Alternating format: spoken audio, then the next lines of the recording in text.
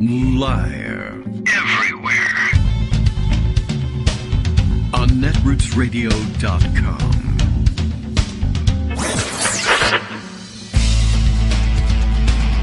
David Waldman. Kagro. In the morning. Now, here's David Waldman. Hey, good morning, everybody. How you doing? It is Tuesday, October 11th. I knew it would eventually be October 11th. October 11th, 2022. Time for another show. Time for it to actually be October 11th. For some reason, yesterday I thought was the 11th. Surprised to find the calendar telling me it was only the 10th. 10/10. I didn't even mention that. Those of you in the New York City listening area think you're listening to News Radio 1010. You're not. You're listening to your computer. It's not a radio at all. You'll get over it. It's not a bad thing, and our news is better than their news anyway. So, really, honestly, you're better off doing what you're doing. Okay, well, things in disarray this morning. We may have a miss the bus situation, probably because we have some production staff at home and available to help out, which means this is the sort of thing, all tasks expand to fit the time allotted, and there's more time allotted if you know you have the backup of a ride either to the bus or to school if you miss the bus entirely, or if you're just late getting down the street, we can give you a lift down the street. Taking advantage of that, and we'll see. I don't know. The bus schedule app doesn't really want to load the schedule this morning, so there's no telling where the bus is. So that seems like bad news. But wait. If you think that's bad news, there's more. Actually, I would say there's some neutral news to start the day with. Tulsi Gabbard is who she says she is. That's the news. I guess she released a video on something, one of the social media platforms. I don't know. I see it's being tweeted out. I don't know where she originated the thing. It's supposed to be a TikTok, so the kids listen, but she released along with it a written statement that I guess says what she says in the video. I don't know, because I didn't play. Believe me, there's no sound up when there's a Tulsi Gabbard video on in this house. And she's saying something, I can no longer remain in today's Democratic Party. So that's terrific. Good, finally. She's gone. I don't know that she's in the Democratic Party per se. I don't know what she does these days. But okay, she's no longer in the Democratic Party. That is now under the complete control of an elitist cabal of warmongers driven by cowardly wokeness who divide us by racializing every issue and, I don't know, stoke anti-white racism, actively undermine our God-given freedoms. There's more. I mean, if you open it up, and I guess if you listen to the audio, you'll hear more things from Tulsi Gabbard, who is not doing anything these days, although others are pointing out she's still on the board of, I don't know whatever board they have at the Sanders Institute, which I didn't honestly know was an institute, but it doesn't surprise me that there would be one. And okay, so there you go. Now you're up to speed on the news of what Tulsi Gabbard is up to, and do what you will with it. It doesn't really affect my life or yours as far as I can tell, but I don't know. People are jabbering about it on Twitter today, so I thought I'd acknowledge it, and then we move on to other things that matter considerably more. Would you like to know about what's going on in coronavirus these days? Not too much. Holding steady here in Loudoun County area, holding steady nationally, I think. Still a problem in the largest population states in terms of the raw numbers. By the way, in terms of per capita, or rather per million residents, some of the least populous states still doing considerably worse than others, still at the top of the lists in terms of the percentage of its inhabitants infected over the course of the pandemic. The deaths are very high. And as I said, something still strange happening in the Central European area, and whether it's moving west or not, and will stay moving west and continue coming our way, you can't tell. The last couple of years, that's been the case, and we cross our fingers and hope that it doesn't make its way over here and give us another spike. But spikes are lower these days in general. So that's pretty good news. And we have that to look forward to, that maybe the spikes are flattening out these days. And I think we are, well past the worry about overloading capacity in our hospitals. So that was the chief worry, and that appears to be okay. We're doing better with that. All right, so back over to the other stories that we ordinarily spend more time on. Let's see. Did we read this one yesterday already? I can't recall whether we did this one about, oh yes, right.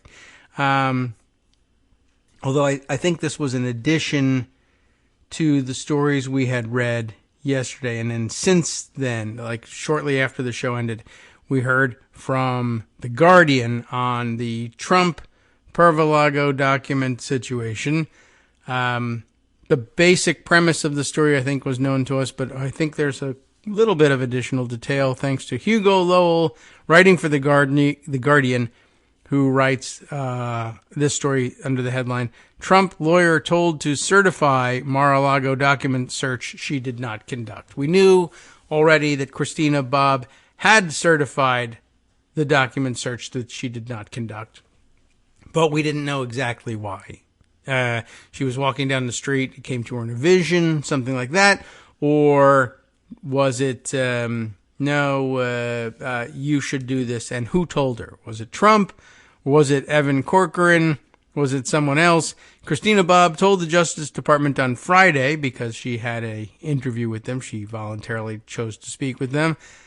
She told them that she signed a supposedly complete list of documents at the direction of another lawyer, Evan Corcoran. So that's, I guess, where the instruction comes from, that according to the sub-headline here in this piece. Now, the narrative, Donald Trump's lawyer, Christina Bobb, was instructed to certify to the Justice Department that all sensitive government documents stored at his Mar-a-Lago resort, subpoenaed by a grand jury, had been returned, though she had not herself conducted the search for the records. The certification of subpoena compliance appears to be at the center of a criminal investigation into obstruction of justice surrounding the former U.S. president after the assurance was proved to be untrue when the FBI's search of the property turned up more than 100 documents marked classified. Well, we knew that part of the story, of course. The question is, why did she do this thing, and how could she be so foolish? But it turns out she protected herself a little better than we may have originally thought, but not enough to keep her from having to speak to the FBI and federal investigators about this thing and try and come clean with them and throw somebody else who belongs under the bus down under there instead. The certification of, we read this one here. The saga around the Mar-a-Lago documents has become increasingly fraught in the courts as Trump has repeatedly claimed the FBI search and resultant investigation is politically motivated. I mean, in the sense that we're looking to save our democracy, I suppose it is politically motivated. We want to be able to do politics in this country the way we have in the past. Meanwhile, the Justice Department and Democrats have portrayed the taking of the documents as a potentially serious national security breach. Okay, that would be the taking of the documents by Trump, not the taking of them from Trump by United States federal investigators. Bobb signed the certification as the, quote, custodian of records at the direction of another Trump lawyer, Evan Corcoran, who didn't want to put his name on this thing, apparently, and only later added caveats, to make the declaration less ironclad, since she had not conducted the search herself, according to 3 sources familiar with the matter. The certification was drafted by Corcoran, who also searched Mar-a-Lago for documents demanded by the subpoena, and sent it to Bobb before the Justice Department's counterintelligence chief, Jay Bratt, arrived on June 3rd to collect a folder of responsive records, the sources said. But unsure as to whether the subpoena had been fully complied with, Bobb told Corcoran to amend the certification to say that, quote, based upon the information that has been provided to me, unquote, all documents responsive to the subpoena were being returned after a, quote, diligent search.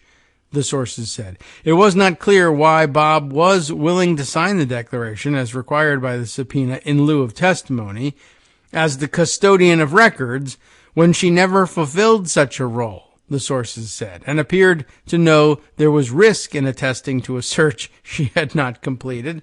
That is to say, she asked for the amendment to the statement because it was clear that she knew that she didn't conduct the search, certainly, and why she signed as a custodian of records, that we have very little idea, I think, at this point. She may have told investigators on Friday, but we don't know just from reading the newspaper.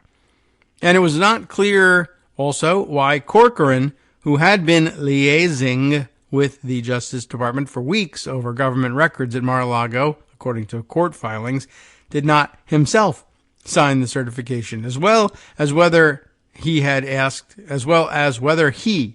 for Bob's signature. So that's interesting as well. The why of it. The fact that he did ask for the signature appears to be established.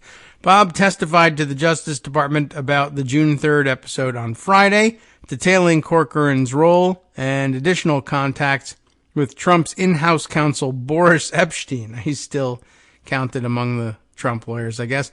This is according to one of the sources. NBC News earlier reported Bob's testimony.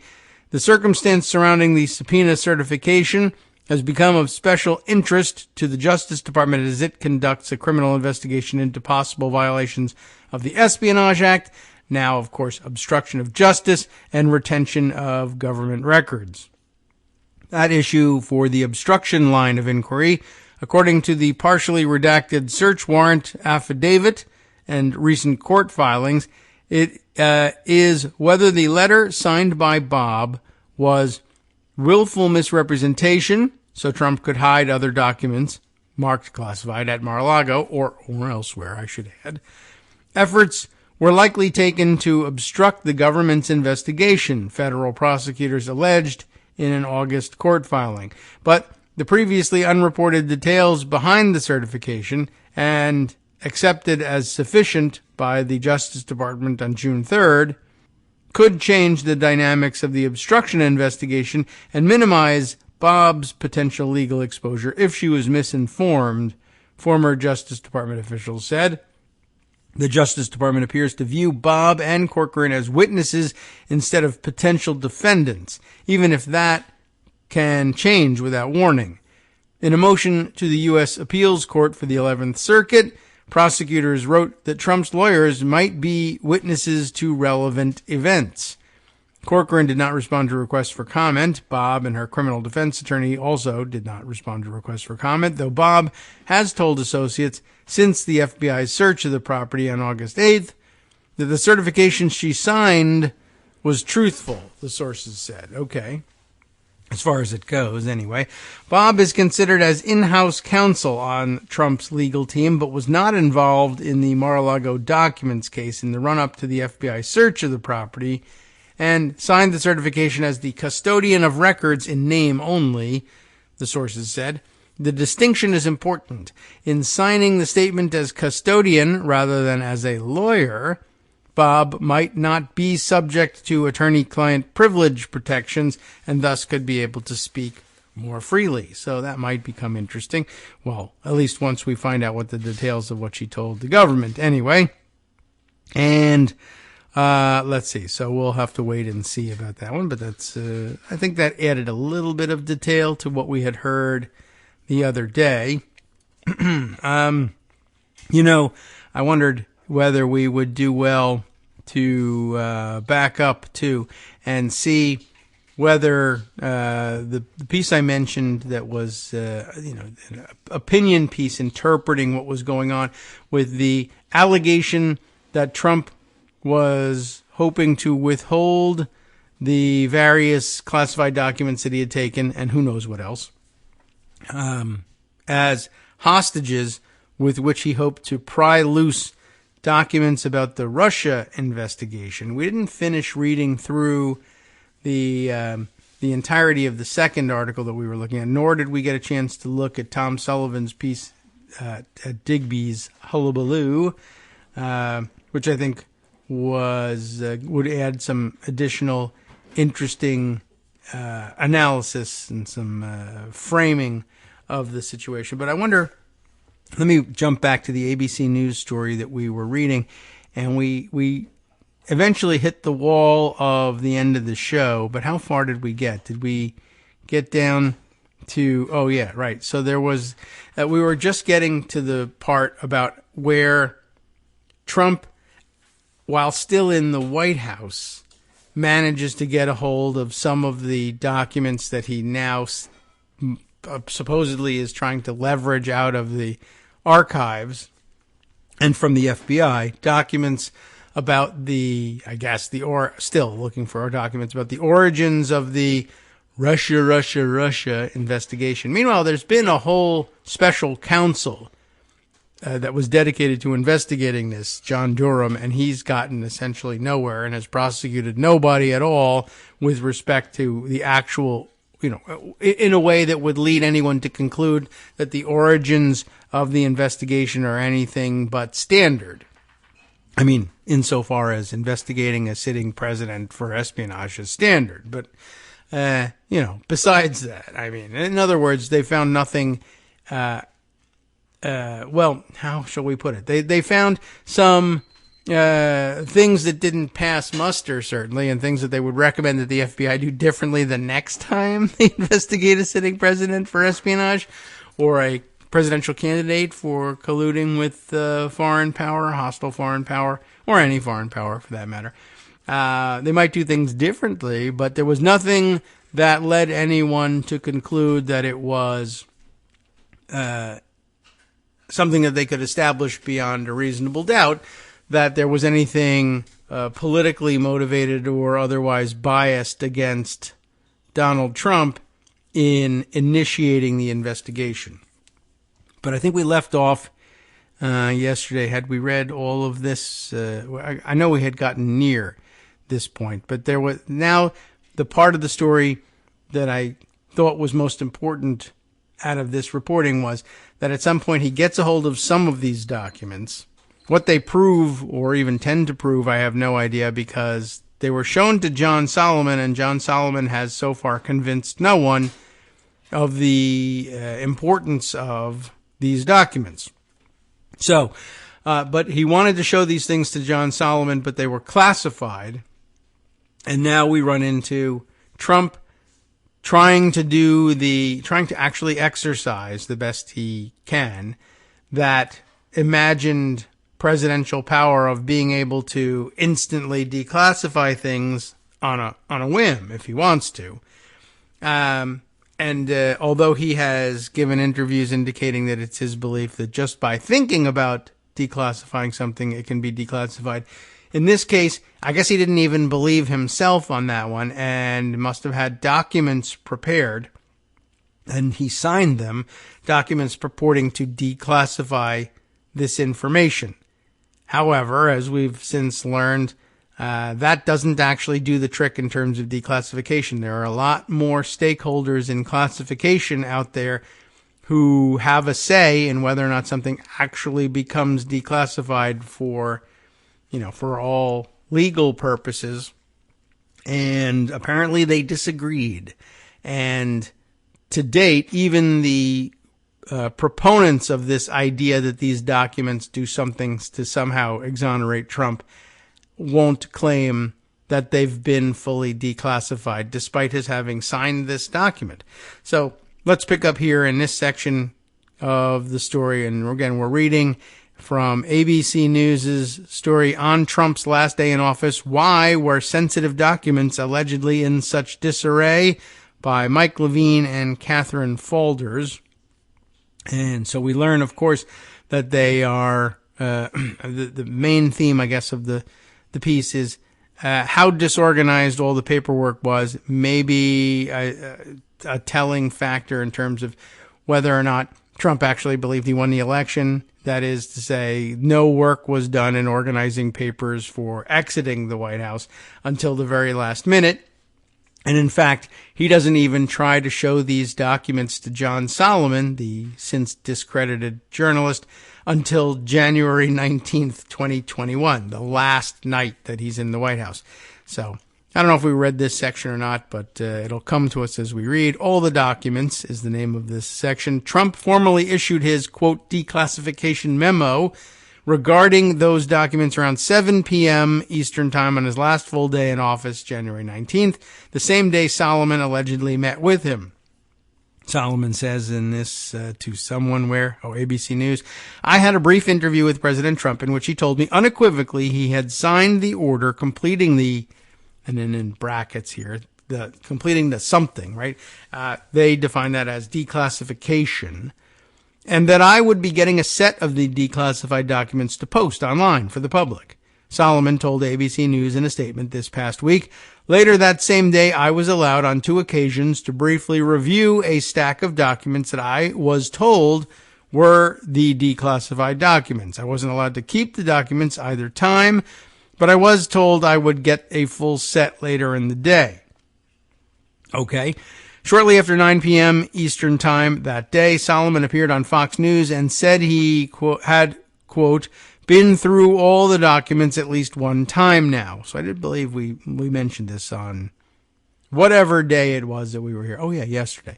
He told ABC News the documents he reviewed had redactions, cross-outs, I don't know about that, and other markings on them indicating they had been declassified, though at least some of them were not stamped declassified, as formally declassified documents often are, but maybe not always. Okay.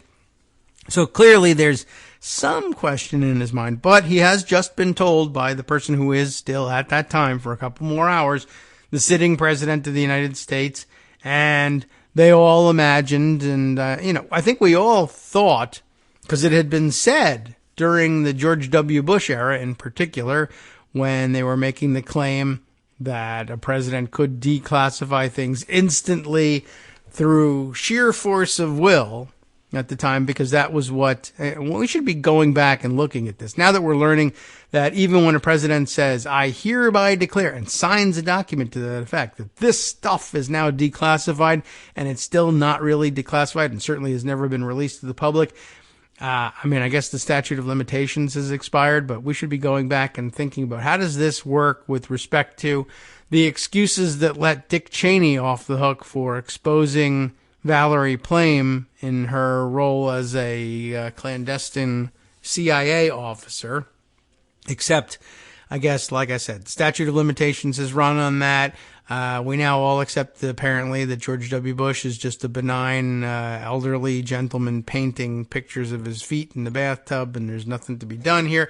Plus, the Cheneys have rehabilitated themselves because Liz Cheney, doing her best in her role as the never Trumper to try to actually hold him accountable. So I guess we don't look any further. That'd be an interesting thing, by the way, to find out one day in a tell-all book later on, when it won't help us any, that the whole thing was motivated not necessarily by Liz Cheney's idea of patriotism and dedication to democracy so much as it is, we'll finally be able to bury this, to do something about the sword of Damocles, which was, I wouldn't say it was even dangling over Dick Cheney's head really at this point, but to finally lay to rest this idea that Dick Cheney would one day be brought to account for, doing this, as Trump did. If we could just show that somebody we hate even more did it, and that we also think we should all hate that person, then everyone will forget about what my dad did. That would be some sinister motive. I don't really think that can't really be all that's driving it. It would seem to be too obvious, although no one's talking about it, so I guess maybe it's not. But it'd be very difficult to accept the idea that she doesn't also. It's nicer to think that she also has some dedication to the principles of democracy. Why? I don't know. Is she the first Cheney to do so? Possibly.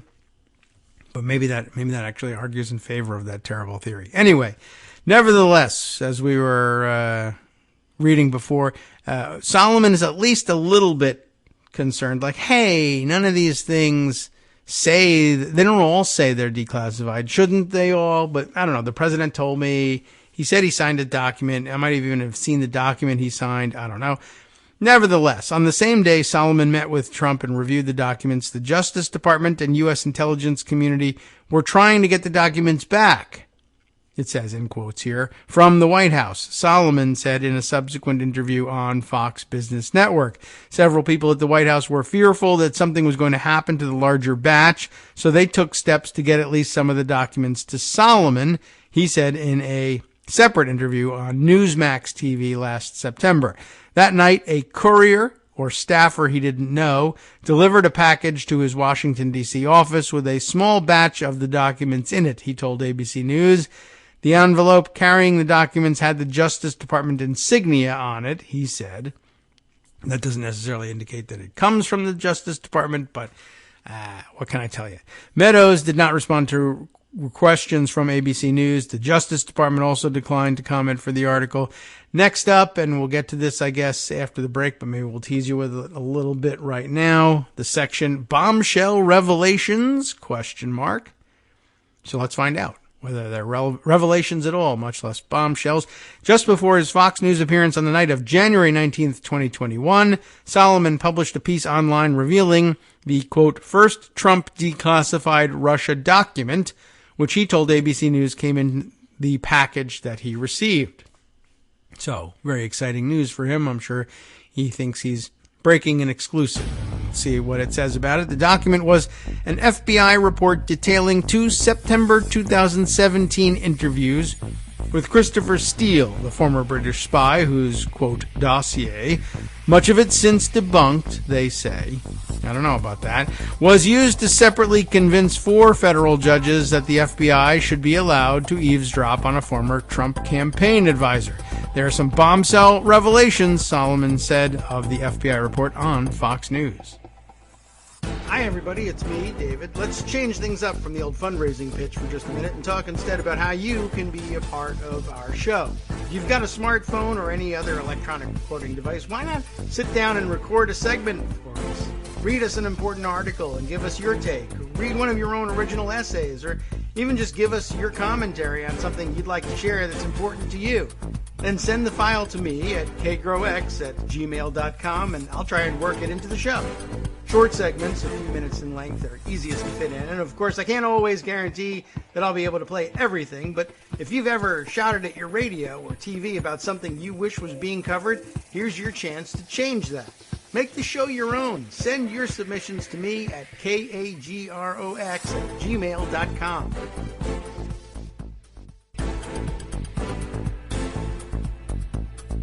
All right, welcome back now to the Kagro in the Morning Show here on Netroots Radio. Let's continue to make our way through the ABC article slowly, the way we make our way through anything.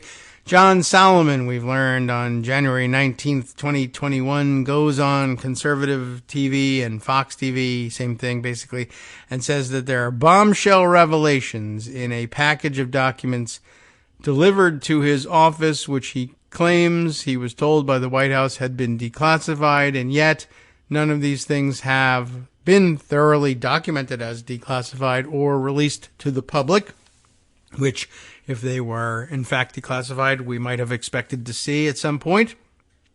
Anyway, despite such rhetoric saying that they contained bombshell revelations, the bombshell being that the FBI reports from September 2017 say that when they talked to Christopher Steele, that the ABC says debunked dossier, and that's highly questionable. Much of it is actually, held true, although the P-tape we never got to find out about anyway. But at any rate, their claim is that a mostly debunked dossier was used to separately, and I don't know, separate from what, but I think there was also other information used to convince 4 federal judges that the FBI should allow eavesdropping on the guy who I guess was, what's his name? Carter, I've forgotten his name already. But the Trump campaign advisor, Google will probably tell me if I look quickly Carter Page, was it? I can't remember now. Is it Carter? No, is that? Yeah. Oh, I guess it is. Okay. Yeah, Carter Page. All right.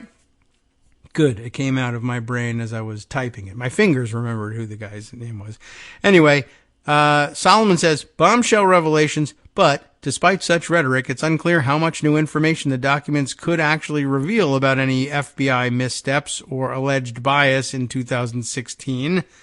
I guess they've been picked over pretty good in the intervening years, and not sure what a bombshell it really was. But it was very exciting, no doubt, for Solomon, who thought he was getting documents that he had seen then still President Trump declassify with the powers of his mind and pen. Meadows claimed in his book that several key papers could, quote, unravel the full story of how the United States intelligence community had targeted President Trump, spied on his campaign, and attempted to bring him down. And on Fox News that night, Solomon called the FBI report the most important of all the documents. However, the rest of the world has since disagreed because no one really cares about these documents because they don't tell us anything. As Solomon touted it at the time, the FBI report supposedly revealed that Steele viewed Trump as his, quote, main opponent, and that he was worried Trump would hurt the U.S.-UK relationship. He did. And that he leaked information about Trump and the FBI to the media because of Hillary Clinton's ongoing email scandal during the 2016 campaign. You'll all recall the big email scandal in which no important information fell into the wrong hands at any point, and no secrets were revealed, as far as I know, because of the use of a private server. But it was not a good thing to do, or not the proper or ordinary thing to do. But, you know, hanging the name scandal on it is even too much. But that's the way people talk. It's vernacular. But records with that same information, why the reasons Solomon gave for it being important, records with that same information had been released by Senate Republicans 7 weeks earlier and mentioned in the Justice Department Inspector General's report 2 years earlier, which outlined Steele's bias against Trump. I mean, because he was a human and he hates bad humans like Donald Trump, and questions about the credibility of Steele's sources. Next week, one of Steele's primary sources, Igor Danchenko, is set to go on trial in Virginia for allegedly lying to the FBI about his own sources of information as the FBI was trying to vet Steele's dossier. Danchenko has pleaded not guilty in the case, and I guess this is the week that he's supposed to go on trial. Haven't heard much about that because they're still doing the seditious conspiracy trial over in the other courtrooms, and that's more exciting. So the next section, proven challenging. What does this mean? On the morning of January 20th, 2021, with just 2 hours left before Joe Biden would become president, Meadows found himself racing to the White House to retrieve at least some of the documents, he recalled in his book. And in a memo to then acting Attorney General Jeffrey Rosen that morning, Meadows said he would be returning the bulk of the binder to the Justice Department. Why not all of it? I don't know. Why didn't they say, no, the bulk of it is not enough? Maybe there's paper in there that says, or electronic records, probably. With two hours to go is probably phone calls and emails and texts at that point. According to the memo, which Solomon later obtained, and more recent statements from Meadows, the department raised last-minute concerns about privacy and personal information. So, out of an abundance of caution, the White House gave the documents back to the Justice Department to do final redactions, he said in an interview with Solomon last December. So that's how they got the documents back. And now Trump is regretting having done that, so he thought he could leverage them back out of their hands by withholding other records. I don't necessarily think so. I think that he may have come up with that plan, but that probably wasn't the reason he removed the documents that he took from the White House.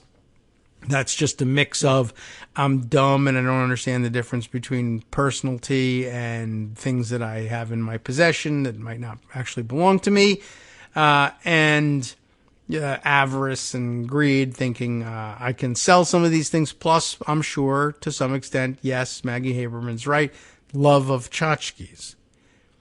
Now, the New York Times recently reported that the privacy concerns expressed by the Department of Justice stemmed from years-old text messages between then FBI agent Peter Strzok and his romantically connected colleague, Lisa Page, who in 2016 exchanged a series of anti-Trump sentiments as they worked on the Russia-related probe. Meadows said he expected that when the final redactions were completed, the documents would be released, but that never happened.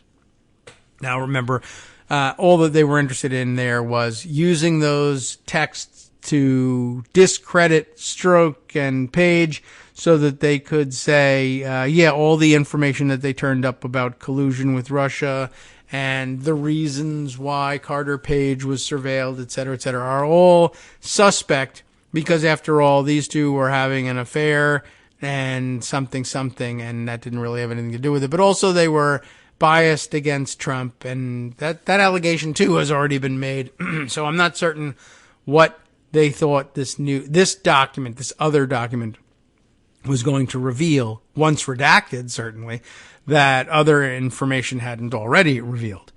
Determining precisely what was declassified by Trump has proven challenging. There we are. Proven challenging, given the manner in which the relevant records were returned to the department on January 20th. The Justice Department wrote back to Grassley and Johnson, remember the senators who said, hey, what's the story with us? I thought it was all declassified. Well, not so fast, they say. After they repeatedly expressed concern that none of the documents had been released. Grassley and Johnson wanted to know, why haven't these things been released if the president, with his powers of mind and pen, had declassified them or declared them declassified? The department has been taking steps to determine what material is appropriately and lawfully disclosable. The National Archives also received a batch of related documents, which were similarly delivered in a not easily discernible manner. Solomon quoted the National Archives as telling him, efforts by ABC News to understand why at least two separate tranches of documents were allegedly both in such disarray were not successful. So another disappointment. I think we knew when we read the headline that it was promising to tell us why they were in such disarray, was never really going to know. So the answer is we don't know. I did answer the question, but the answer is we don't know. So I guess I get to run with that headline anyway. You really shouldn't. Meanwhile, Meadows allegedly kept copies of at least some of those documents himself after leaving government, which means he should just be charged with all of the same things as Trump, although perhaps, I don't know whether he's going to end up getting charged with obstruction of justice or not, but what's he doing with them? And he may plead, the boss told me they were declassified, and I too am dumb and thought they were declassified. Whether or not they choose to press charges or not, I'm not sure, although that's probably leverage over him as well. Cooperate with us and we won't charge you, and we'll see whether he agrees to that deal at any point. In a newly released book, New York Times reporter Maggie Haberman, have you heard of this book? Said Trump told her in an interview last year, months after leaving the White House, that Meadows still had, quote, in his possession, the internal FBI text messages between Strzok and Page that Trump planned to make public on his last night in office. So why hasn't he made them public? One wonders. Trump offered to connect me with him, Haberman wrote. That is me, Haberman, with him, Meadows. Which, I don't know. Do you think that Maggie Haberman needed help at that point getting connected with Meadows? I mean, he might not take her call, and maybe that's what he means, but I think they probably have one another's phone numbers after 4 years of Access journalism. Let's see. As for Solomon, he told ABC News he never received the full set of documents Trump promised him. So he got screwed by Trump, but he's still pro-Trump, I guess. And full set, not full set. I don't know what he got, what he didn't get. He didn't get to keep them, et cetera, et cetera. But basic fact is, if these things haven't been declared declassified and released to the public, then Donald Trump leaked classified documents to John Solomon. And John Solomon is all too happy to tell us that that's the case. He just thinks he didn't do anything wrong. The conservative group Judicial Watch recently filed a lawsuit asking a federal judge to force the Justice Department to release all of the document. In a court filing on Thursday, the department said it is now, quote, processing 815 pages relevant to Judicial Watch's request and expects to start releasing non-exempt records in late December. It's unclear if the Biden administration may have reclassified any of the documents that Trump previously declared as declassified. I suppose he can do that. And so that could be a complicating factor. In other words, I guess at this point we don't have enough evidence to prove that Trump's method of declassification truly didn't work. All we have is the following pieces of evidence. Trump says he tried to declassify them and even signed a document to that effect. Nobody marked the pages as declassified, but they don't always necessarily do that, and they might not necessarily have been able to do so with appropriate dispatch if he was, quote-unquote, declassifying things on the fly. The fact that they have not since been released publicly does not necessarily mean that they weren't at some point considered by the United States government to be declassified and have since been reclassified by the Biden administration. That's a possibility that we haven't been able to rule out yet, or at least ABC News hasn't been able to rule out. Ask Marcy Wheeler whether she's worked it out.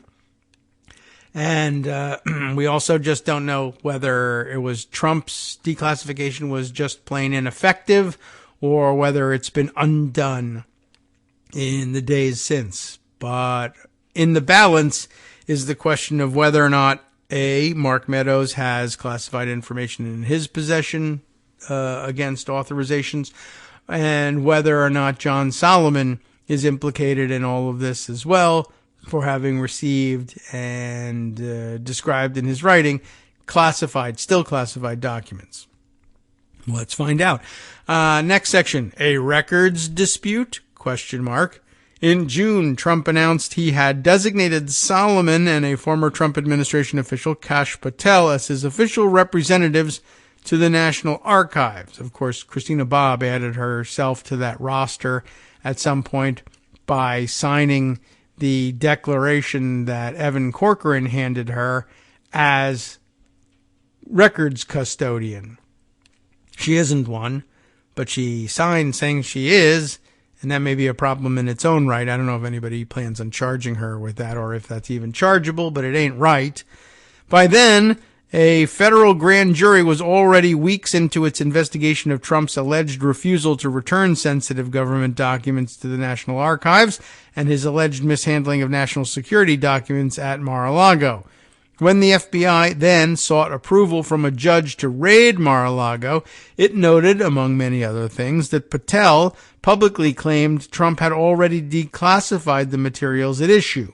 The next 2.5 pages of the FBI submission to the judge were completely redacted. Would love to know what's going on there.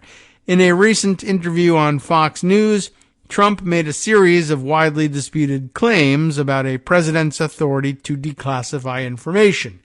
If you're the president of the United States, you can declassify just by thinking about it, Trump said. And apparently the word just isn't actually a part of the quote. It's bracketed. So I don't know exactly what he said, but it's linked here, so I suppose we could go and look. But you remember that incident and the general gist of things. So when you send it, Trump says, it's declassified. I declassified everything. After the raid at Mar-a-Lago, Solomon issued a statement insisting his role as Trump's representative to the National Archives has nothing to do with the FBI investigation. Except that, he's supposedly the custodian of the records that the FBI is seizing, and why didn't he, properly return them to the National Archives? And the answer is, I wasn't actually doing any of the work required of a record of, a custodian of records. I was just honored to have been named at some point.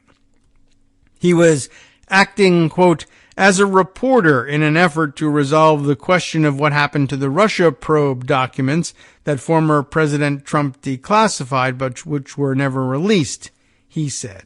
Except, I'm sorry, you were designated as the custodian of records and you didn't decline the job, so I don't know what to tell you.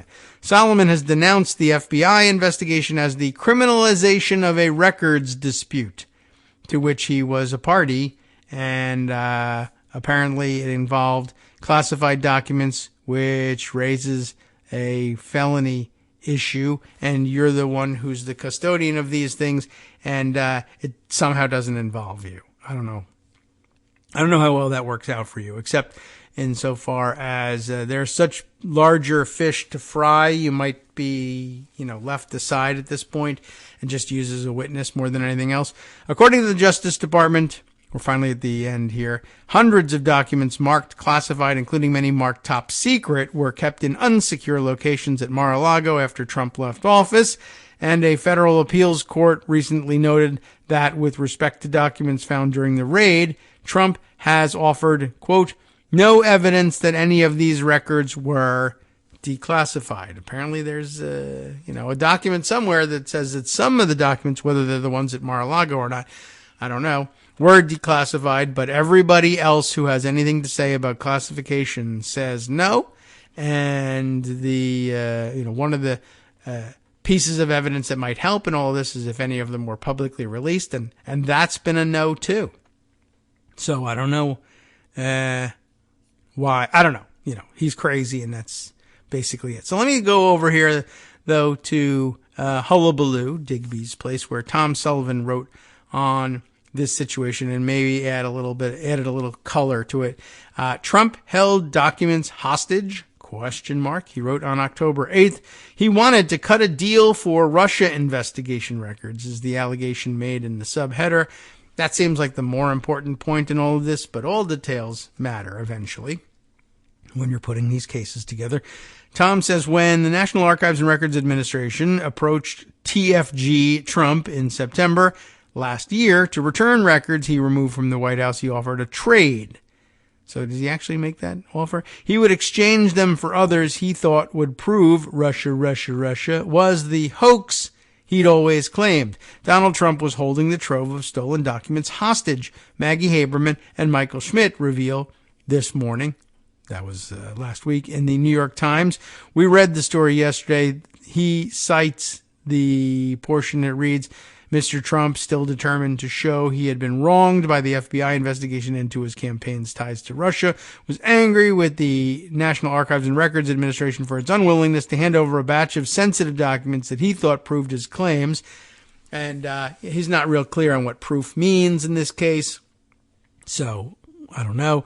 And it looks like it's starting to look like it's as vague as, well, 2 people at the FBI said they didn't like me. Yeah.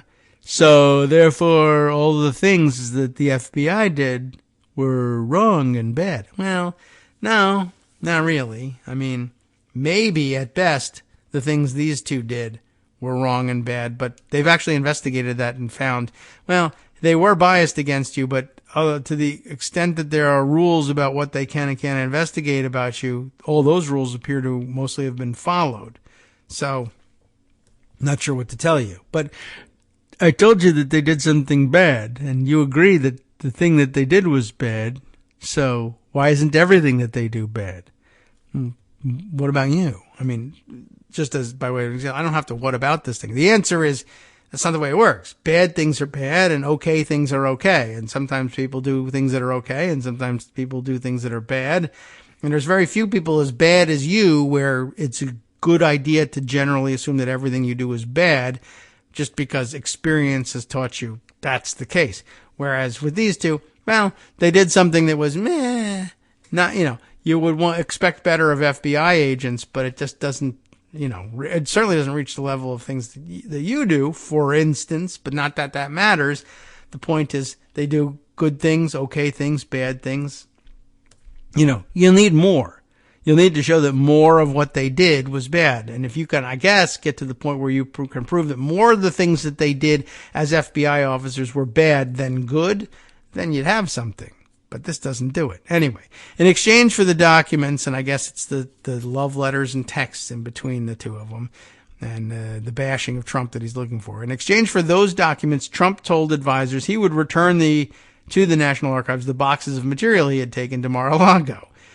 Mr. Trump's aides never pursued the idea, but the people in the episode is one in a series that demonstrates how Trump spent a year and a half deflecting, delaying, and sometimes leading aides to lie when it came to demands from the National Archives and ultimately the Justice Department to return the material he had taken.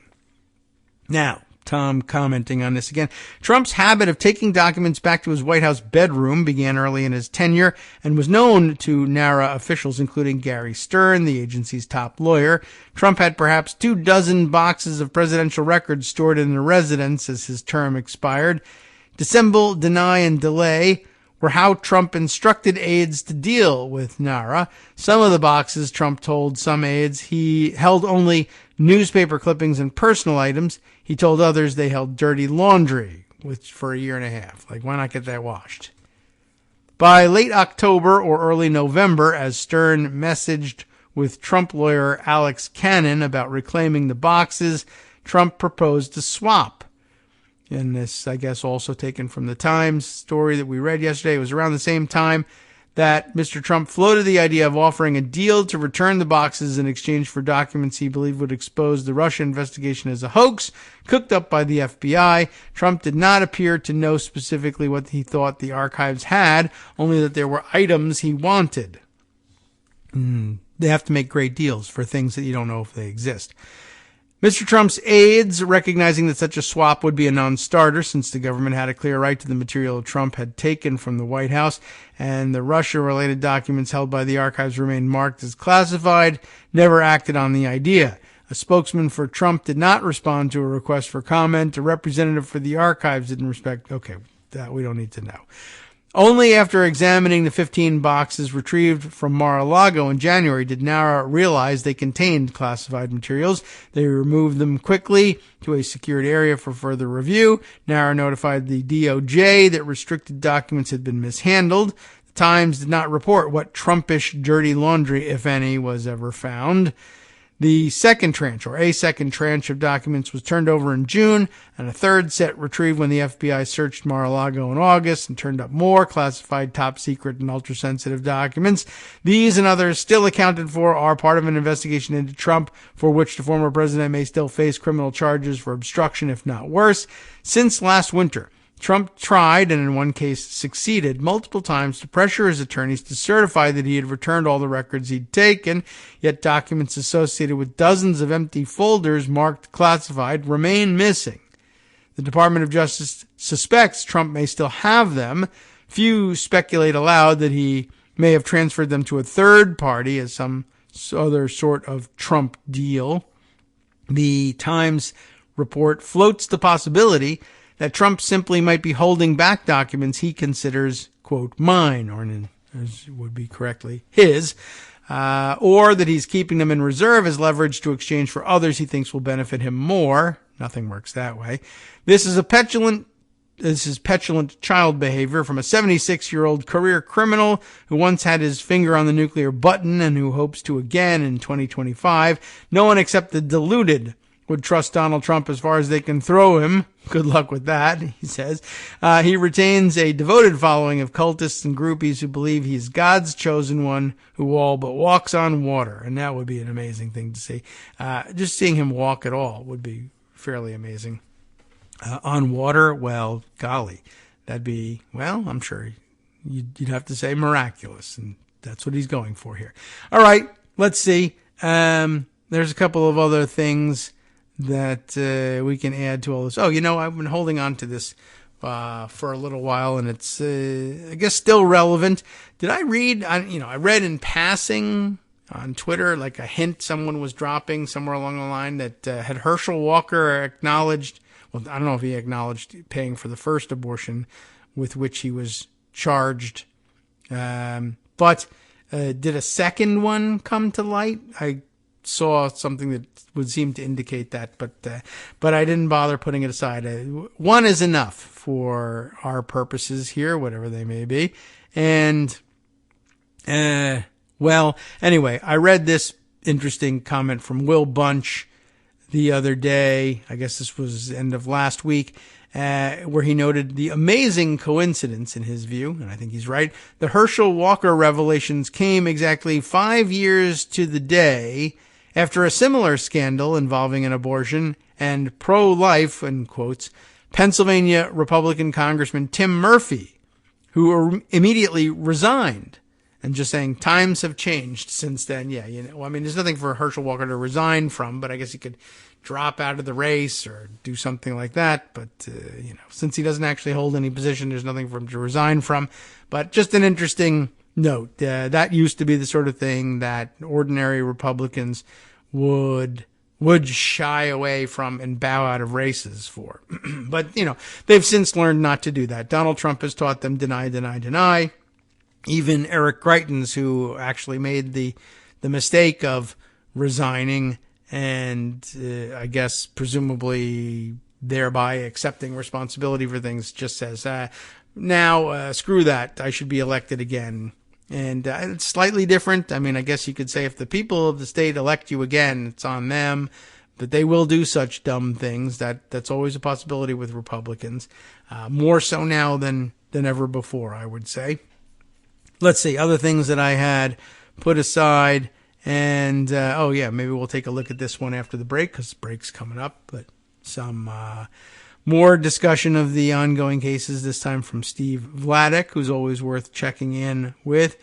And, they're still waiting on more action before the Supreme Court and the 11th Circuit on Trump's fight over the special master and the instructions that he's giving and whether or not Judge Cannon can overrule them.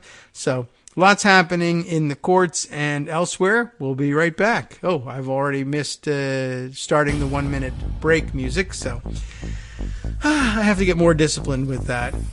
But it really doesn't change that much. We'll leave at an odd point in the music, and then I'll make the final edit for the podcast later on a little bit more awkward as the music drags on and on after I leave the air. But hey, we can deal with all of that. It's the least of our problems, considering what we've been reading about.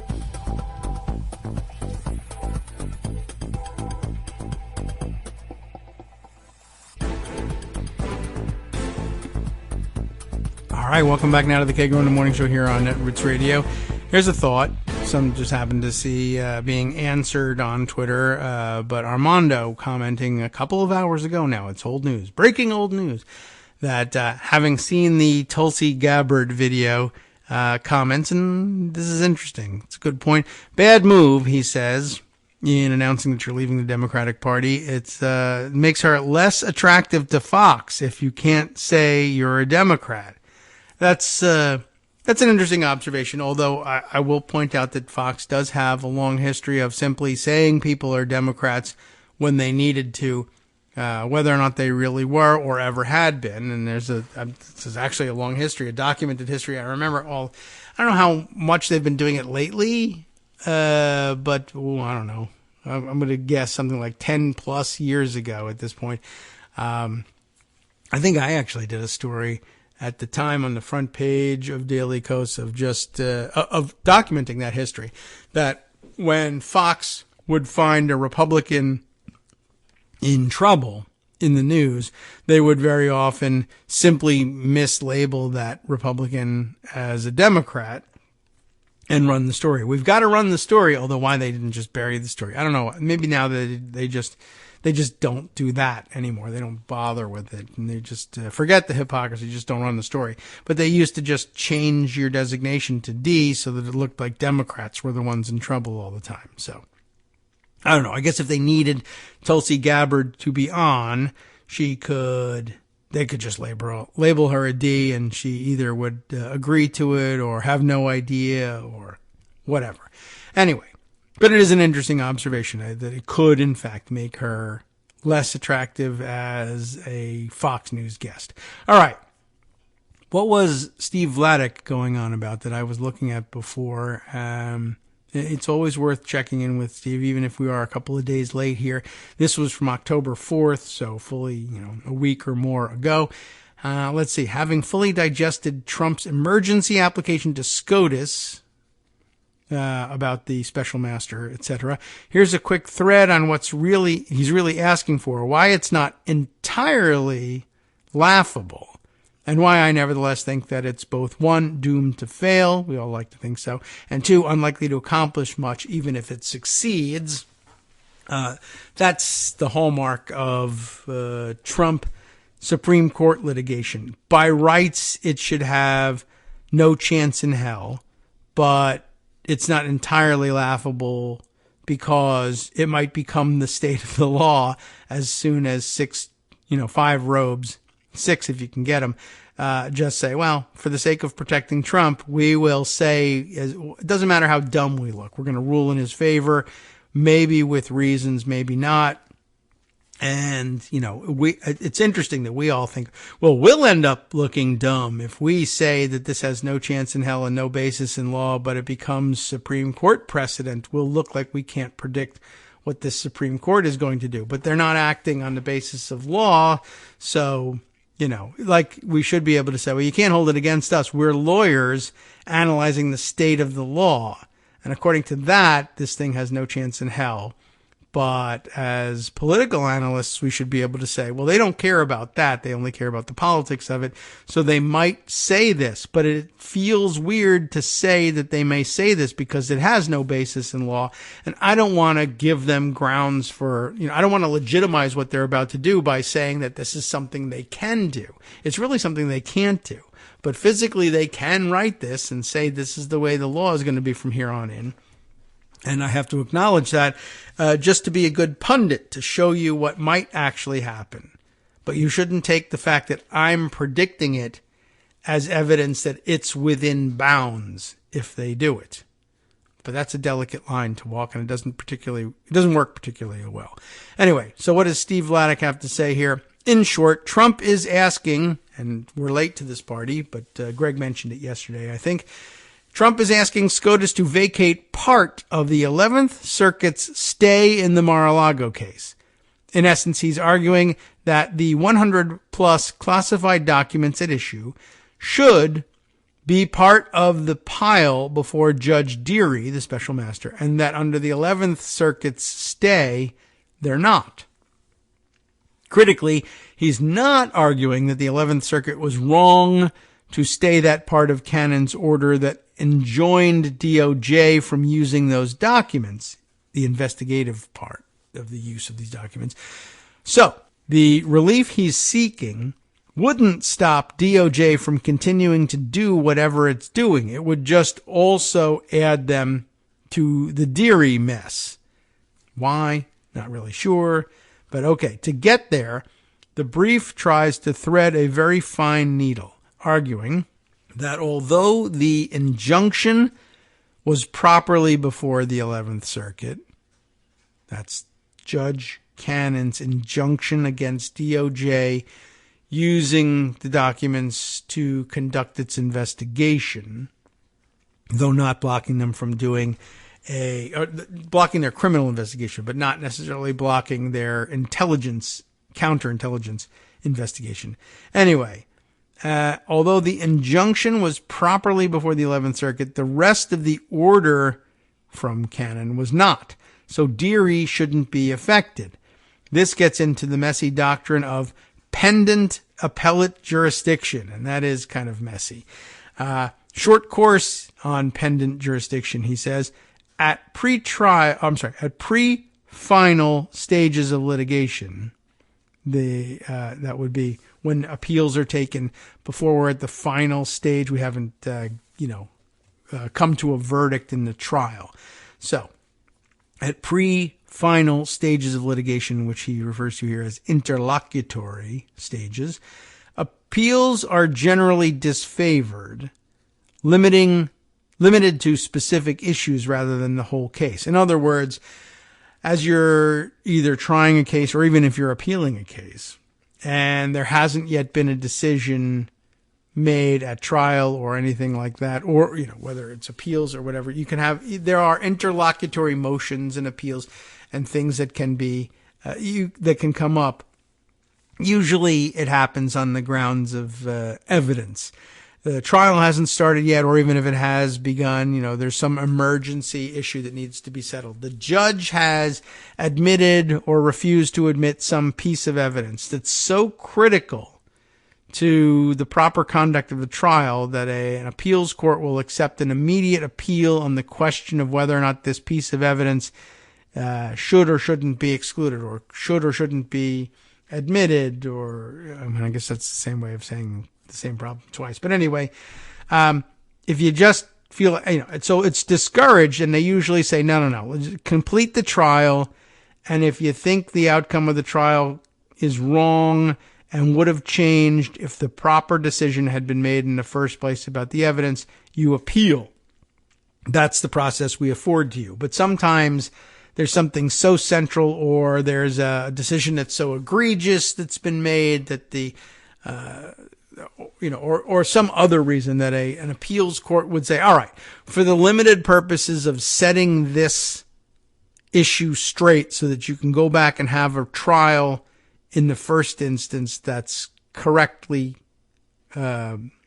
conducted, we'll quickly take this up and straighten it out and then kick it back to you to finish the trial in limited circumstances. But in those cases, the appeals court is ruling only on the narrow question of whether or not it was proper to exclude this piece of evidence, not on the innocence or guilt of any party, not going to decide the outcome of the trial by itself. It may have a great impact on the outcome of the trial, but we're not going to decide it ourselves. That's never been the court's role. And although they will review convictions on appeal afterwards and make decisions about that, it's usually we wait for the trial court to finish its job. Very rarely do we intervene in the middle. But it does happen. That's interlocutory litigation.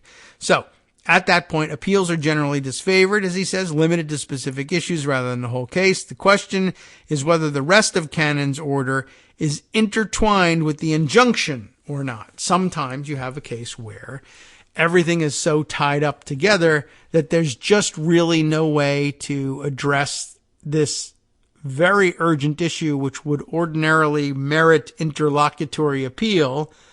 And if it's so tied up with everything else, then that's where we have this crazy idea. It's not that crazy, but it's messy, of pendant appellate jurisdiction. You are appealing about this issue, but there are other issues that bear on this, inextricable from this one we've agreed to take. Those things come in, and we can consider them under pendant appellate jurisdiction. Ordinarily, we wouldn't have accepted a direct appeal about just those things. Because they're tied to something we do accept an appeal about, we need to hear about it. I think that's the basic idea here. So, the question is whether the rest of Cannon's order, besides the injunction against DOJ doing its criminal investigation with these documents, is the rest of her order properly before the 11th Circuit Court. Trump is saying no, and the U.S. is saying yes, it is, and pendant appellate jurisdiction explains why. Personally, Steve says, I think DOJ has a very good argument that the issues are pendant. And so the 11th Circuit had the ability to do everything that it did in staying Judge Cannon's order. If that is correct, then Trump's argument for emergency relief from SCOTUS fails on the merits. But emergency relief is supposed to be about more than just the merits. To vacate a lower court stay, and in this case the lower court would be the 11th Circuit. It's only lower court with respect to the SCOTUS. Trump also has to show that the stay is causing him irreparable harm that justifies SCOTUS's emergency intervention rather than waiting for a later plenary appeal. Right? Again, just as the 11th Circuit ordinarily would say, I'm not taking an interlocutory appeal on an issue from a trial court unless it's an emergency of some sort.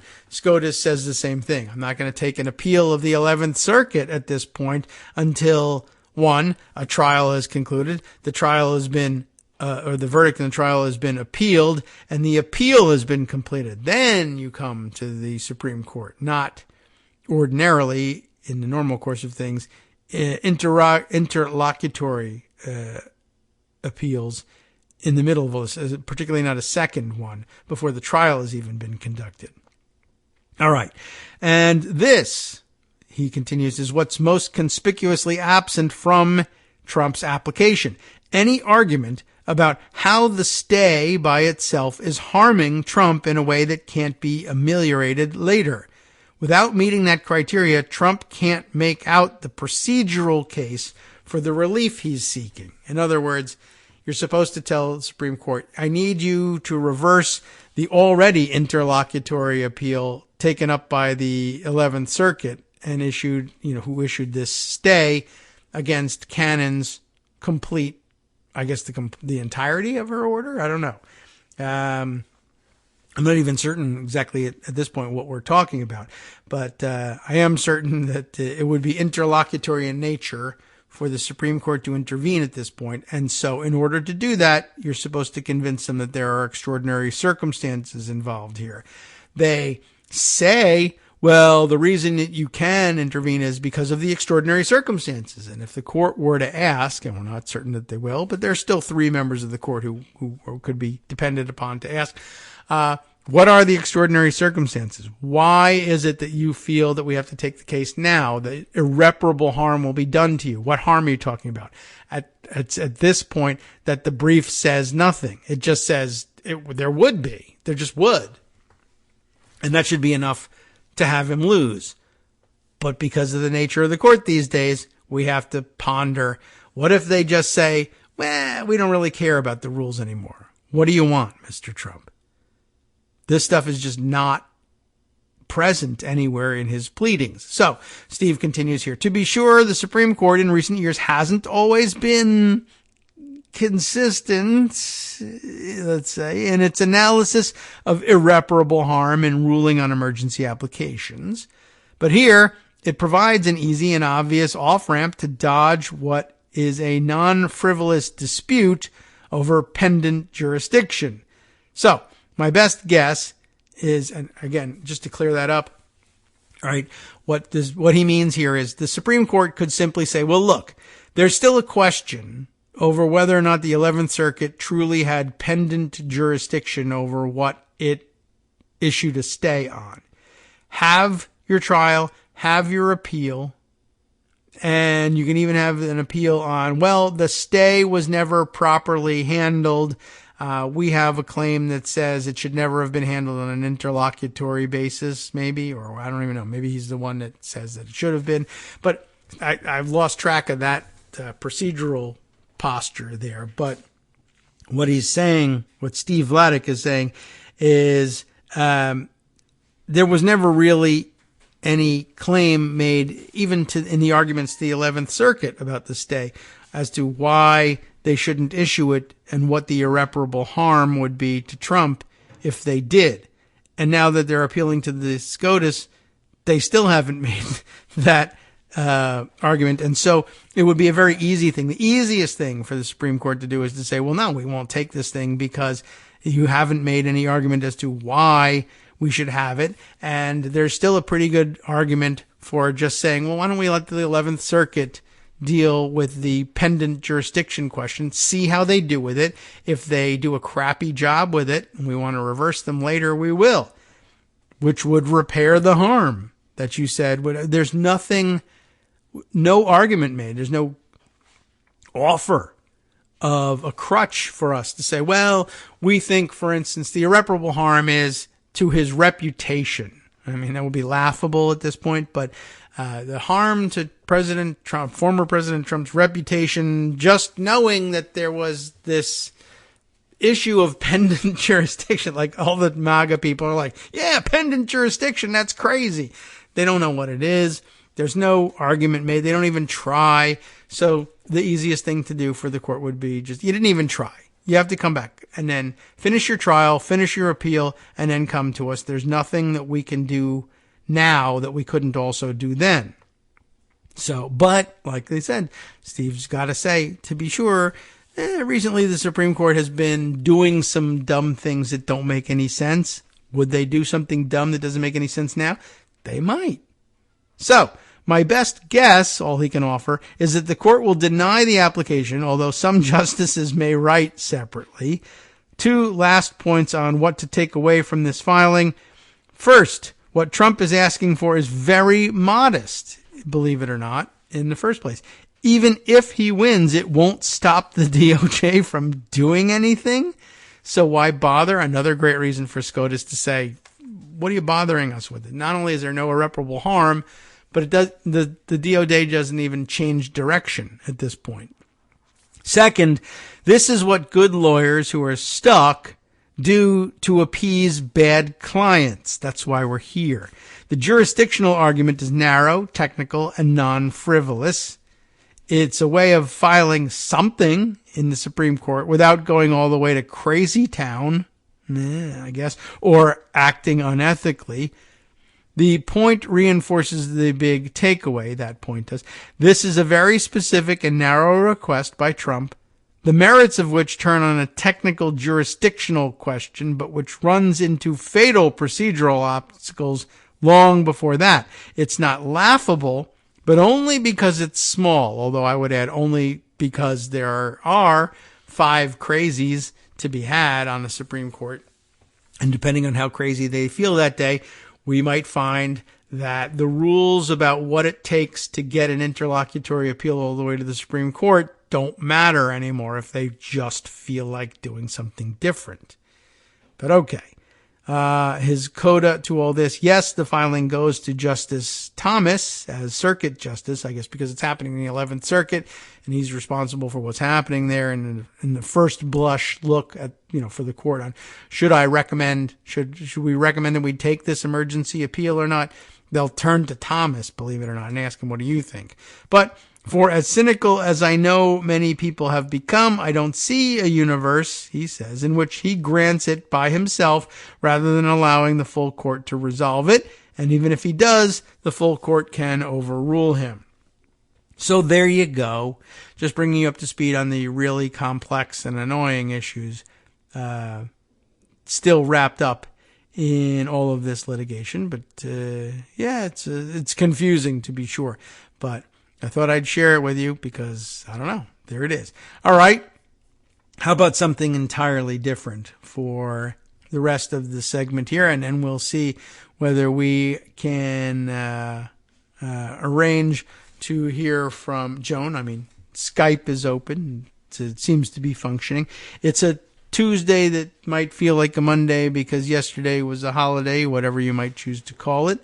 So that can throw things off. You never know exactly what's going on. And, of course, we missed last week. That tends to snowball after a while.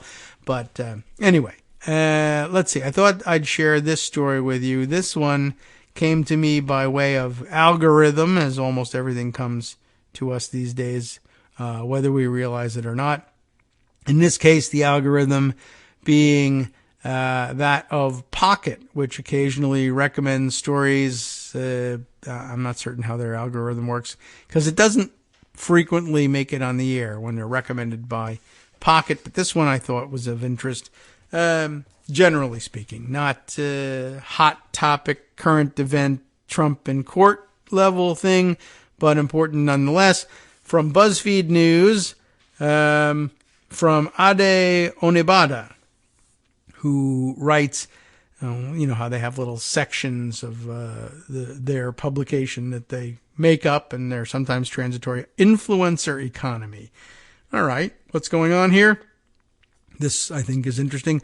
The title of the piece begins with a quote, "My brother is so far gone," end of quote, colon, "how male influencers turned the men in these people's lives toxic." I have a feeling they may have been toxic already, but turned them truly toxic and beyond anyone's rescue at this point. People told BuzzFeed News how their loved ones have embraced deeply hateful and misogynistic worldviews since listening to, quote, alpha male influencers. And of course, this is equally applicable to Trump and MAGA and Trumpism, and in some cases overlaps, and you might find the same people influenced in the same ways by both Trump and the other and Trump considers himself to be an alpha male influencer, despite the fact that he loves to get up on stage and dance awkwardly to YMCA. I don't know, but that's what they're saying. But in this case, we're talking more along the lines of, I think, the Joe Rogans and Jordan Peterson, is that his name? And we'll see who else gets listed in here. And you might find overlap in that the same people are involved or victims, I guess you could say, of something like this when they get themselves involved in the Proud Boys and other such stupid things. But let's see what they have to say. This, I think, is tangential. It's not super new, but it's not terribly old either. September 28th, 2022. We've just been, we haven't been holding it for a while. I guess Pocket has been waiting to recommend this to us. A beloved brother, it begins, who suddenly supports violence against women. A dad who minored in women's studies, how about that, and now wants to murder, quote, effeminate men, unquote. My goodness, that is something. A boyfriend who starts making misogynistic jokes. We asked our readers how toxic male influences have changed the men in their lives, and they responded with disturbing stories. This is very much a parallel to the stories of my parents have been warped by Fox News, or people I know have been warped by Fox News, or Trumpism into believing fantastically stupid things for political reasons. Supporters of the alpha male ideology, a term adopted by the manosphere to describe what they consider the ideal version of manhood, were dealt a blow when rising star Andrew Tate was deplatformed across several social media sites in quick succession in August. The former kickboxer and purported self-made millionaire found infamy online as one of the top influencers in an ecosystem of toxic male figures by defending traditional Western gender roles and preaching the gospel of misogyny. He and other creators like him position themselves as life coaches, teaching hypermasculinity and hustle culture through social media, podcasts, videos, and online courses to millennial and Gen Z men. And I will tell you, I guess if you've got any teenage boys, this is something to look out for. I wouldn't panic over it just now, but it does disturb me greatly. I don't see any signs of it actually being bought as influence among my kids, but the fact is they knew who, or at least my younger son knew who Andrew Tate was and knew his background, that he was a former kickboxer and, considered most of his stuff to be stupid, but also kind of funny in a way. And it's worrisome that dumber kids, let's say, and there are plenty, might buy into some portion of this. And, the real problem is that occasionally a kid that's otherwise considered pretty smart will do it. And what worries us is that every once in a while, one of these smarter kids is also the kind of kid capable of, if he's inclined to this, working out the logistics of getting himself an AR-15. And who knows where it goes from there. Anyway, so where were we? Right. Social media, podcasts, videos, etc., targeted at millennial and Gen Z men. Tate, also influencer Kevin Samuels, who died, and I guess that sounds like maybe it works out for the best, in May of 2022, and Myron Gaines and Walker Weeks, Weekes, of the Fresh and Fit podcast, successfully built careers selling the idea of the dominant man to millions of followers while trafficking in anti-woman and anti-LGBTQ rhetoric. And again, also another weird parallel, how we find very often in what I guess, it's not entirely contained to, but tends more towards, I guess, if there's a manosphere, there's also a womanosphere. And I'm sure there are other non-binary spheres out there, but they don't deal in this sort of thing, typically speaking. Though I'm sure there are exceptions, and I could be easily convinced.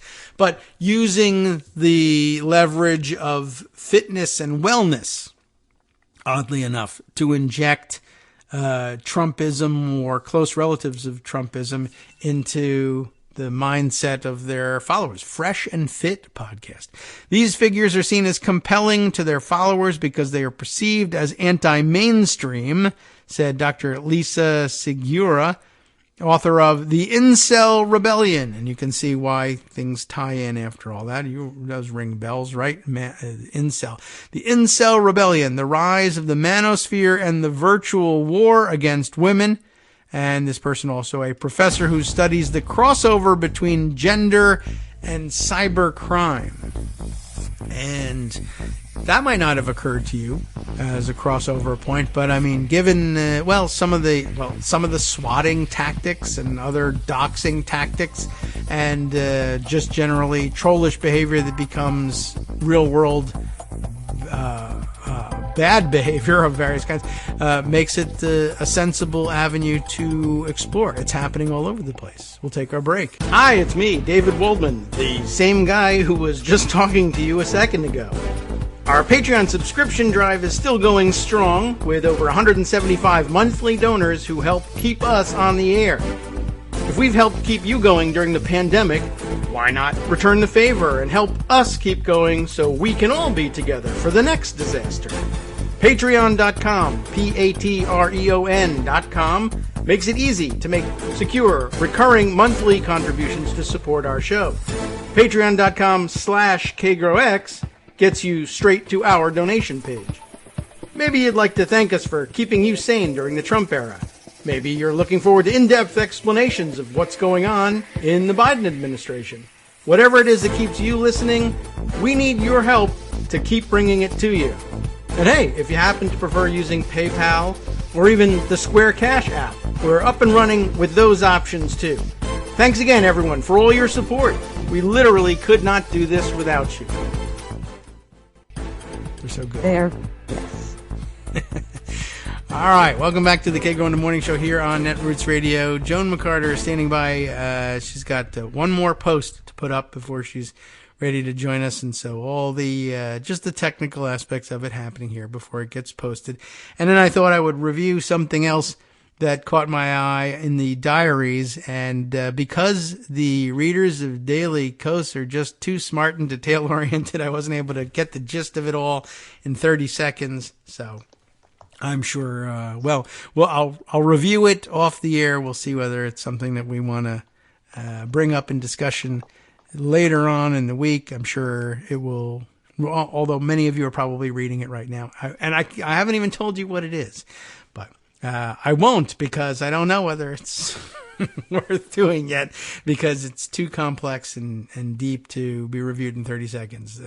As I was saying to Joan, this happens all the time, and it's because you guys are so smart and bring so many things to bear in the arguments you weave together. If it's not simply, hey, I just read this and you should read it too, it takes a while. You have to stop and see what's going on here. Anyway, I'm going to stop reading through the article that I had open. I just kind of wanted to make you aware of it. It's a deep thing. We may return to it and see if there's any more detail. But I just find it interesting that every once in a while a news story emerges from a separate angle of how many people are being sort of stealthily moved into and introduced to Trumpism through what they think are innocent and totally separate lines of inquiry, like we've read in the past about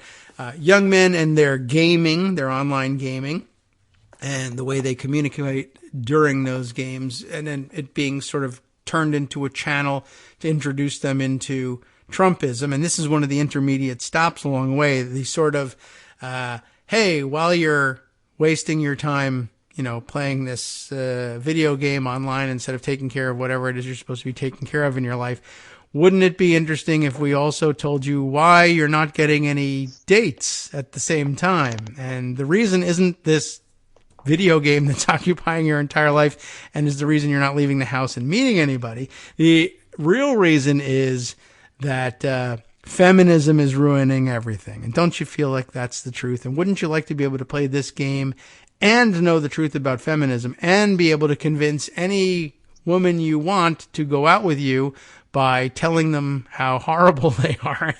And I don't know why this is ever making any sense to anybody as a plan to change your social life, because common sense will kind of tell you if you just insult everybody around you when you are interacting with them in real life, they'll stay away from you. But apparently some people are telling them, well, okay, if that doesn't work, then try getting an AR-15 and killing them all. And then people are saying, well, the other advice didn't work. Maybe I just wasn't doing it right, but I'm pretty sure I can operate this gun correctly.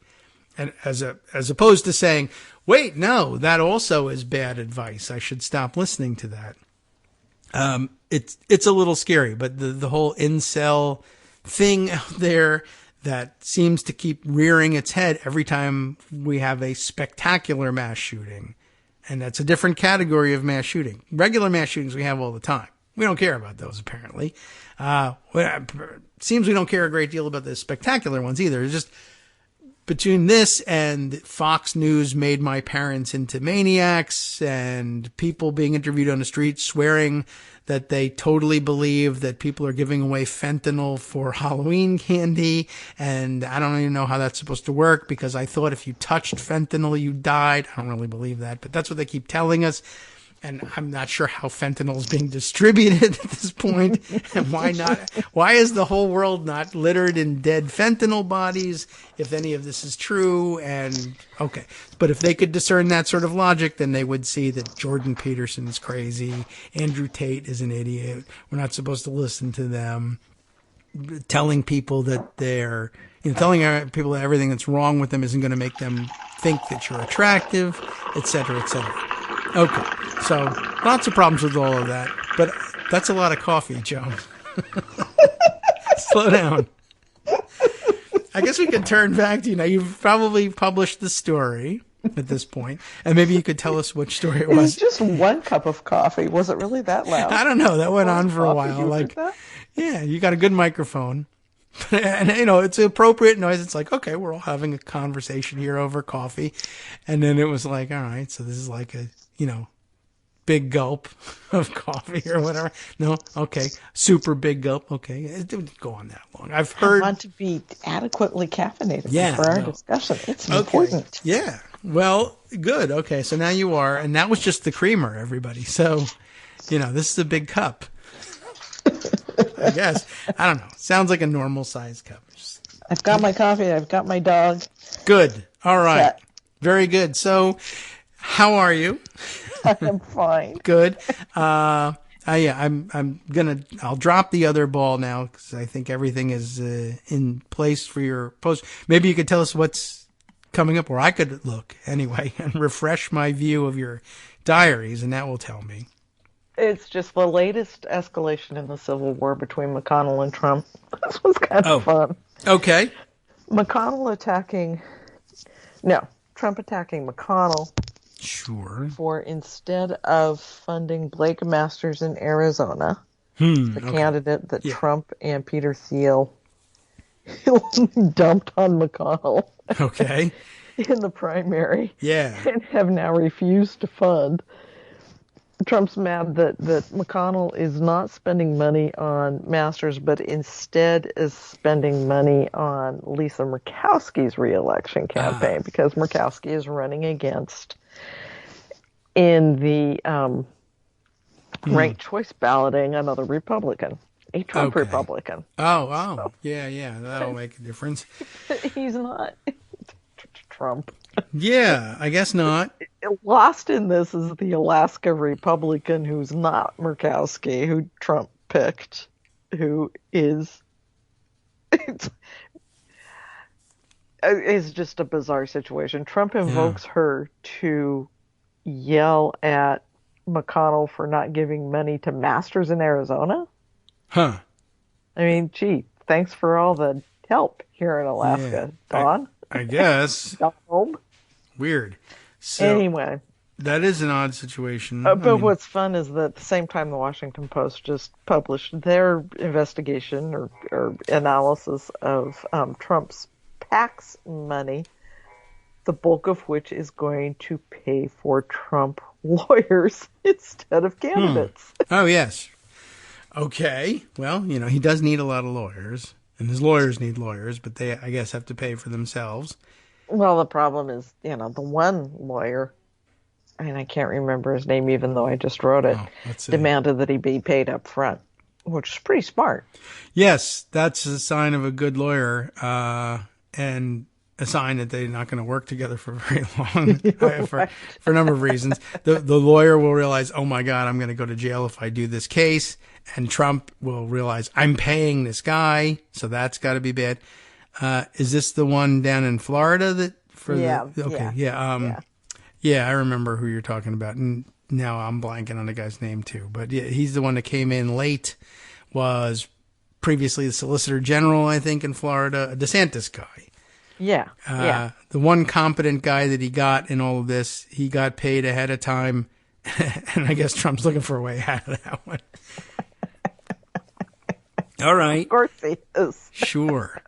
Well, so, all right. That's good that anyway, they're fighting. That was just kind of fun. And, a reminder that every dollar you can spend on a Democratic Senate candidate makes Mitch McConnell's life worse. Yes, that's all good. Yeah, and there is such a reminder right at the bottom. I see. Okay. Yeah, so fighting about all of that. Blake Masters, I can't believe that's his real name, and I would love to look that up, and we'll find something boring like, his name is Wendell Blake Masters, but he just goes by Blake or something like that. I bet you're right. Something like that. It sounds too crazy. It's totally a soap opera name, isn't it? Yeah, right. Dr. Blake Masters. Sure, exactly. So... all right, and so he's upset. Does Masters ever say anything about not getting money, or no? Is it not just that Trump? I've seen. Yeah, I have. That he is missing from that, and he has been trying to distance himself from Trump, and trying to distance himself from the culture wars, which is really interesting. That's odd. But I think it's too late for Masters to try to go out and say, "I'm a moderate now." I don't think that's going to work for him, particularly when he's got Trump out there screaming about how in Alaska. This is his guy, and why isn't McConnell giving him money? Or in the Alaska race, anyway. Yeah, that's odd, and I'm sure. No, all right. We'll see how hard he's working on trying to distance himself, but that'll be of interest. You can understand what McConnell is doing, of course, if he. Supports Murkowski. I mean, she's got a pretty good chance of coming through. She's a longtime incumbent, famous family name there. She even won as a write-in candidate. She had to do that. Write-in candidate. Murkowski. Hard to spell and all that sort of thing. But so got every chance in the world of returning, and she's got reason to break with the Republican leadership fairly often, which is what makes them a problem, and that's why Trump doesn't like her, et cetera. Right. But McConnell will, he'll get a lot of mileage and loyalty out of this by supporting her reelection, especially when she has to deal with the ranked choice voting, which could do anything. And right. Whereas Masters, even if McConnell supported him and sent him money, Masters, if he wins, will probably show up and, out of fealty to Trump, say he hates McConnell and he wants to vote for somebody else. Why is McConnell going to want to support anybody who's going to come in and take up arms against him? Yeah. Because Trump tells them to. Yeah, he's going to end up as a Freedom Caucus type in the Senate and just be a constant problem. Look, if he wins the seat, he wins the seat. I'm from McConnell's perspective, like from my perspective. If he wins the seat, it's a disaster. But if he wins the seat, okay, fine. But thinks McConnell. But I'd rather have, if he does win the seat, then I definitely need Murkowski on my side. So even though she'll jump ship once in a while too, but in a predictable way. Who knows what Masters in a controllable way. Yeah. I mean, I don't know that she's as well. We know she's not as controllable as Susan Collins. Yes, that's true. But I think you're she right. She is reliably there to vote the way McConnell wants her to when he needs her to. Yeah. And she will come in and in their conference meeting ahead of time say, yes, I'll vote to keep McConnell as Republican leader, whereas Masters won't probably, or certainly is more susceptible to not doing it. Might even come in and nominate himself. Who knows? He's that kind of guy. Well, Rick Ted Scott. Cruz. Rick Scott has been angling for the job from his perch as the the Trumpy Yeah. National Republican Senate Committee The guy, guy, who's also not spending money on Blake Masters Yeah. because he doesn't have any money to spend because he squandered it all. Right. So Or why Blake? grifted it all. I Maybe. would like to know ultimately where all of the money they spent on this digital campaign that tanked so badly, where that money really, really did go. I don't know. They do this all the time. And did Rick Scott have any? I mean, is it in his pocket? You have Has to he wonder. somehow set up some kind of grift on this so that he gets all of this money? I will think tell it you. might be possible. Yes. Well, one, he's done this before with the government, Yes. stolen lots of money. He still is who he is. And also Republicans keep doing this. We keep finding out that, like, I don't know, wasn't it maybe the last go around in the election? Oh, we've developed an awesome, ground game GOTV app, and we spent millions of dollars on it, and the thing doesn't work. And everybody says, oh, we got to have an investigation as to where this money went. And then they said, no, we don't. We stole and it. you never find out where the money goes. Yeah, they don't do much follow-up. Well, I will tell everybody. But in my forthcoming book, Right. 5 years from now, you'll find out where the money came from. And the answers went to me for the book. So, I don't know. Yeah, that's interesting. Rick Scott as majority leader, it wouldn't, or a minority leader for that matter. I don't know that he knows the rules of the Senate well enough to do this. I don't think he does, but I think that he would like to. Yeah. It's also possible that he's looking at a run for president because he's a senator, and that's what senators do. I guess so, but they usually have hair, so that's just part of the rules. Yeah, looking like you gotta have presidential hair. Not a good start. It's not in a national campaign. I don't mean to say there's anything wrong with not having hair. It's just that's what Republicans are into. Don't want to hair. Hair helps, and not looking reptilian. Yeah.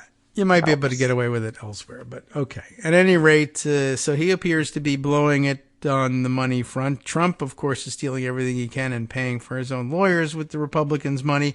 Blake Masters isn't getting any of it. He wouldn't be loyal to anybody who gave it to him anyway, even if they did. I mean, he's Trumpy. He's not getting any money from Trump. Nobody gets money from Trump except that one lawyer, and he'll be fired soon. So, all right. Well, there is a lot going on then. And even though, I guess, not as much in Congress, there's not going to be a shutdown. Just want to let everybody know. Joan is here, but they're not threatening to shut the government. Not until Christmas. Right. So our traditional holiday shutdown threat. Mm-hmm. Right. Where the time everyone loves to have that happen. But, they're issuing future threats. Okay. Well, House Republicans in particular, because they really do think that they're going to win. Yeah. Which is a pretty terrifying yes. prospect. And they're making lots of threats about, they figure they probably won't get the Senate, but, it's they've got power if they're the House. And there's going to be another debt ceiling that we've got to face in, I don't know. I think they think a year from now, October of next year. Excuse me. So the same time we are going to be dealing with next year's government shutdown threat in the fall before the fiscal year ends, we're also going to be looking at a debt ceiling. And now the thing, Bloomberg law tells us Republicans are talking about threatening, is, of course, Social Security and Medicare. Well, why not? Annual threat. Yeah, okay. And it is dangerous always to hear them threatening that, but they do it a lot, and it usually falls apart. However, they are crazier than usual, and just a larger number of members in the caucus who will, stage any stunt, do anything, and risk any program. Right. To score some kind of weird points. What they'll also risk is the debt ceiling. Yeah. Which is kind of, apocalyptic in less, and not in actual war terms, in global Yeah. finance terms. Right. But of course, when global finance is at stake, war not often far behind. Exactly. So, I mean, And, it could be anything. they are perfectly willing to, as McConnell says, take that hostage. McConnell found out a long time ago during the Obama administration that it's a powerful hostage to take. Yes. Well, But, he set the path. And now they wonder why can't we take it? right. If you took it. And why not just go ahead and shoot it to get what we want? Yeah. They don't have necessarily the astuteness of McConnell Right. to realize the consequences of actions. I mean, as dangerous as it is when McConnell does it, I mean, he would tell them, well, the lesson is, in his way, you have to be willing to return the hostage, or they have to believe that you're willing to return the hostage. You have to believe you're willing to kill it, too, in order to get them to do it. But they're looking to get the hostage back. If you just shoot the hostage, then there's no deal. And if the idea was the deal, as it always was with, at least, we understood that to be the case with McConnell, whereas I don't want to reach a deal with you. You guys are, of course, Satanist, pedophile vampires, and I'm not going to reach a deal with you. Well, so they feel good about the thing with the Freedom Caucus for forever. Yeah. They've always been more bound to what they think is their principle, whatever that is, and won't take the deal. Yeah. Even when the deal is really good for Republicans. I don't know how many things Freedom Caucus blew up during the Boehner and Ryan days when they wouldn't take yes for an answer. Yeah. Because it wasn't crazy enough for them. So, a lot of times we got bailed out on things. Yeah. The chain CPI business that Obama was trying to push way back. Remember that? Yeah, well. Remember when he was trying to get his grand bargain? Yes. He was willing to negotiate, and the thing that stopped it was the Freedom Caucus because it wasn't crazy enough. I guess that's true. That's the dynamics of it worked out that way, didn't it? Okay. I haven't thought about it in quite a while. It's been a long time. Yeah. I hadn't thought about the grand bargain, and gosh, now I wish I hadn't. But it would make a good interview topic at some point. Do you ever, asking Obama, do you ever look back and say, what was I doing trying to cut a deal with these people? At the time, maybe it was disguised where they would end up, but a lot of the people that you might have tried to negotiate with in hammering this out appeared to be moderates to you at the time and have since said things like, have signed on 100% with Trumpism. I don't know. I mean, I'm trying to think of who it was that he was dealing with on the other side. And maybe they're just gone from the scene now, but it feels like the sort of thing that Lindsey Graham would have involved himself in somewhere. Yeah, I think he probably did. I think, there was probably a Senate gang. Yeah. But mostly it was with Boehner, if I remember correctly. Well, so he wouldn't count as now having gone over to Trump. He's not done that, but to no avail. I think he's not in public life. Smoking his cigarettes and cigars and drinking his wine. Right. I think Boehner's enjoying very much his retirement and watching all of this. Yeah, I would think so. I'm sure he's done fine with that. I don't hear a lot about what Paul Ryan is doing in retirement these days. It doesn't seem to turn up the soup kitchens much anymore. No, he has been very, very quiet. Yeah. Well, yay, that's one less person to have to deal with. Yeah, it is interesting though. Very often then people go into, former speakers tend to, do more think tanky type things, I guess, but members often go off into lobbying, etc. But not even that, but also for Mr. Ideas and everything, like now freed from the bonds of politics. It seems he has no ideas. That's a weird thing. Go figure. Yeah. It's just playing Wordle all day. I don't know. Anyway, yeah, I thought we were told to expect greater things from him, but as it turns out, he was a blank slate, just like we thought. Oh, well. Oh, well. Yeah. Big waste of time it was with him. But like you say, I think I'm with you. I think I'd prefer that he be quiet. It's good. But anyway, that's very odd, though it does strike me that way. And yeah, you've brought up some painful memories of chain CPI, super committee type things. I had one last week when Max Baucus, for whatever reason, decided to emerge from obscurity to endorse Chuck Grassley. Oh, really? I figured it's probably because he's still trying to negotiate the Affordable Care Act. Are we still on that? No. That's odd. I mean, I guess he must have some personal connection with them still. I don't know why he thinks that's of interest to anybody, but okay. But we've heard more from Max Baucus than Paul Ryan, intellectual powerhouse that he is.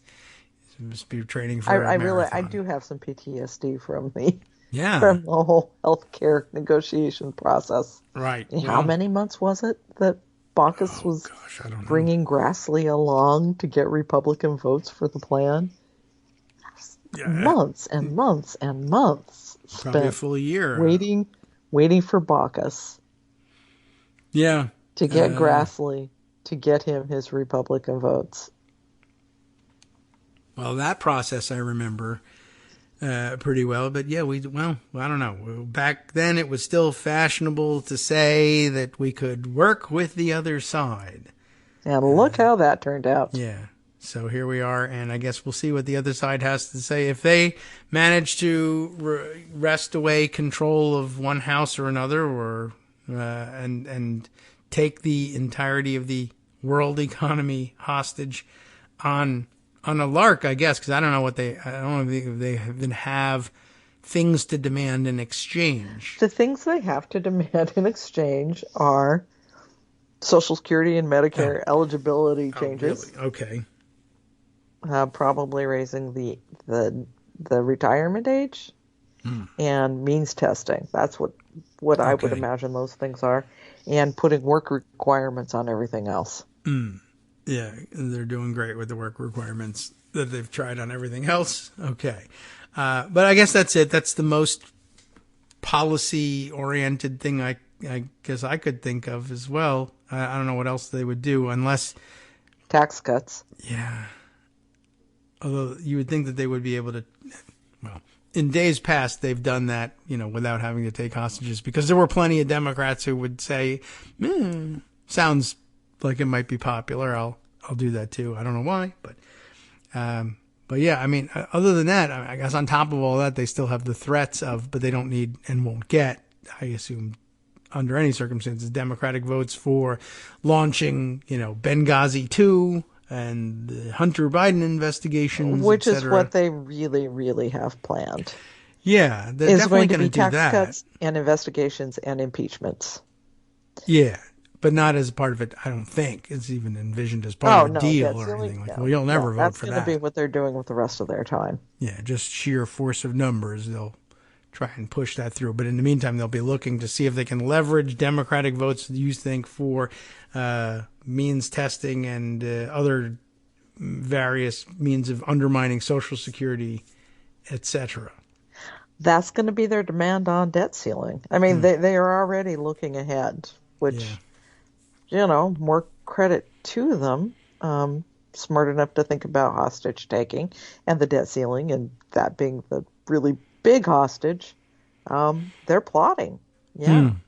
Okay. Well, I guess that's the foreshadowing, and we're in the run to the election. They're not coming back to do any more legislating between now and the election. The Senate's going to be in briefly today because procedurally they have to do stuff to advance the Defense Authorization Act. The one thing that they will definitely make sure that they get done in the lame duck, because they always fund defense. Yes. So in order to, I don't know, procedurally for some reason Schumer has to do something with it today. So today they're doing something unanimous consent to advance it. But other than that, no, they're out until November 14th. Yes, okay, so all the way through the election, they're just going to go and do their campaigning. I imagine they're reporting this thing out of committee and need to move it instead of waiting whatever it is, a day, a week, a month, who knows what their rules are anymore. Okay, so they'll be here, and I guess they'll just move it to the floor quickly. It is only Tuesday. That means they've got a day or two to talk it over and have some fake fights about Ukraine, I guess, and then I don't think that they probably will, because I don't think anybody wants to come back for it. I think whatever they do today will be UC. Okay. Well, then... Or just reporting. Just relatively... housekeeping today. Non-controversial stuff then for today, and we can just concentrate on our PTSD from days gone by and revel in the infighting that they're having. And make your GeoTV plan. Yeah. Oh, for us, yes. Absolutely. Time to do that. Get a hold of, double check your registration, get that absentee ballot if that's the way you're going to be working on it. Early voting, a great option. And still time, still being only not even mid-October yet. They can, yes, still use your money if you're making donations to campaigns. It's not too late. It's not too late to give money, but also volunteer. Absolutely true. That they can do right up to Election Day. So thanks again, Joan. Radio.com. You're welcome. Take Talk care. To you next time. Okay, very good. Listening to Kagro in the morning with David Waldman. And more importantly, with Joan McCarter, who I fail to identify every time, but I should let you know, senior political writer at Daily Kos. Perhaps you've heard of her. Of course, everyone's so familiar with Joan and her writing here in this show and just her appearances here, even if you've never read Daily Kos.